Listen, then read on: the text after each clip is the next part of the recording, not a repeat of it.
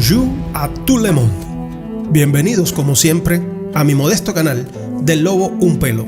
Hoy hablaremos de Giorgio Napolitano. Pero antes de continuar les pido por favor que si les interesan o les gustan este tipo de videos, pues ayúdenme con vuestros likes y comentarios. Y denle a la campanita de las notificaciones porque esto a ustedes no les cuesta nada, pero a mí me da un buen estímulo para continuar con este tipo de trabajo. Pero, ¿quién era realmente este hombre? ¿Cuáles fueron sus inicios en la política italiana y europea? ¿Y cuántas banderas cambió en su vida? ¿Cuál fue su relación con Silvio Berlusconi? En fin, todas estas y otras interrogantes las veremos en el curso de este video. Así que, sin más, empecemos.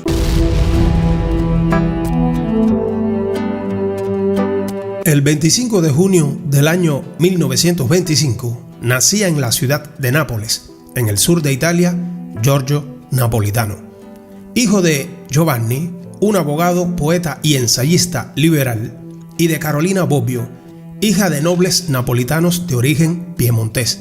O sea, que la buena cuna estaba garantizada. De 1938 a 1945 estudió en la Escuela Secundaria Clásica Umberto I en Nápoles, donde asistió al cuarto y quinto grado, y luego saltó a la segunda escuela secundaria. Les recuerdo que eran los años de la Segunda Guerra Mundial. En diciembre del siguiente año se trasladó con su familia a Padua, al norte de Italia, donde se graduó en la Escuela Secundaria Clásica Tito Livio. En 1942 se matriculó en la Facultad de Derecho de la Universidad Federico II de Nápoles. Durante esos años se unió al grupo universitario fascista de Nápoles, colaborando con el Seminario Católico 9 de Mayo, donde mantuvo una columna de crítica teatral. En este periodo conoció a muchos de los amigos que estaban a punto de formar la dirección del grupo comunista de Nápoles, entre ellos Massimo Caprara. El joven napolitano en 1944 entra en contacto con los grupos comunistas napolitanos de Mario Palermo y del ítalo-tunecino Mauricio Valenzi. Fueron estos dos personajes quienes el año siguiente prepararon la llegada a Nápoles de Palmiro Togliatti. En 1945, Giorgio Napolitano se une oficialmente al Partido Comunista Italiano, del que fuera secretario federal en Nápoles y Caserta. Así, nuestro Giorgio, de fascista, pasa a ser un comunista convencido. 2 años más tarde, en 1947, se licenció en Derecho con una tesis sobre economía política del título La falta de desarrollo industrial del sur, después de la unificación y la ley especial para Nápoles en 1904.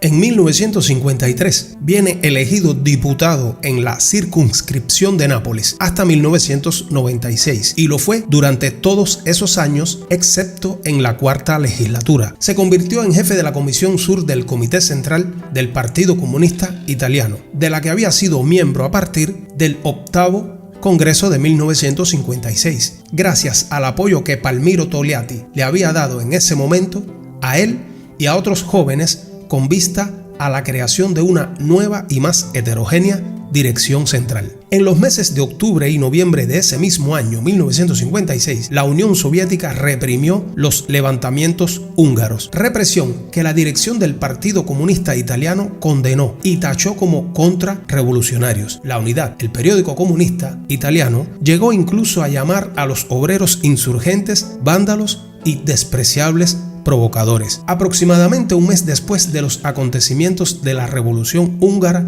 en 1956, y durante el 8º Congreso del Partido Comunista Italiano celebrado en Roma del 8 al 14 de diciembre de ese mismo año, Napolitano, en sintonía con la línea dictada por el secretario del Partido Comunista Italiano Palmiro Togliatti, elogió la intervención soviética criticando las posiciones de su camarada de partido Antonio Giolitti, declarando: el camarada Giolitti nos dijo que la intervención soviética solo podía justificarse sobre la base de la política de los bloques opuestos, casi haciéndonos entender de que la intervención soviética solo se justifica desde el punto de vista de las necesidades militares y estratégicas de la Unión Soviética, sin ver cómo en el contexto de la situación internacional agravada, el peligro de un retorno a la Guerra Fría no solo, sino también del estallido de una guerra caliente. La intervención soviética en Hungría debería impedir la creación de un semillero de provocaciones en el corazón de Europa y permitir a la URSS intervenir de manera decisiva y contundente para detener la agresión imperialista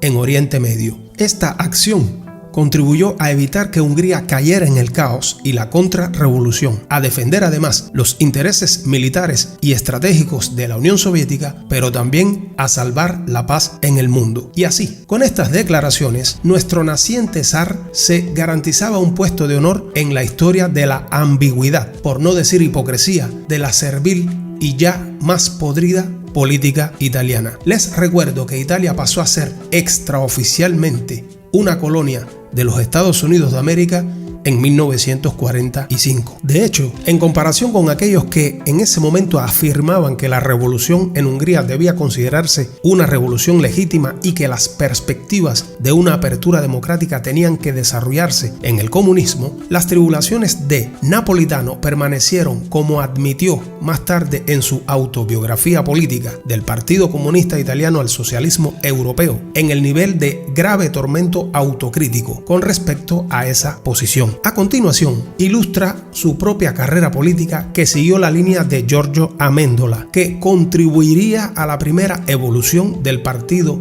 del que Napolitano siempre se consideraría un discípulo, declarando que su historia no ha permanecido igual que en el punto de partida, sino que ha pasado por evoluciones, oportunistas diría yo, decisivas de la realidad nacional e internacional, y por evoluciones personales, revisiones profundas y declaradas. En la segunda parte de esta saga napolitanesca veremos su relación directa con la corrupción italiana a través de Silvio Berlusconi, a quien le sacó las castañas del fuego en más de una ocasión. Esto es Del lobo un pelo y sin pelos en la lengua. Nos vemos, gente.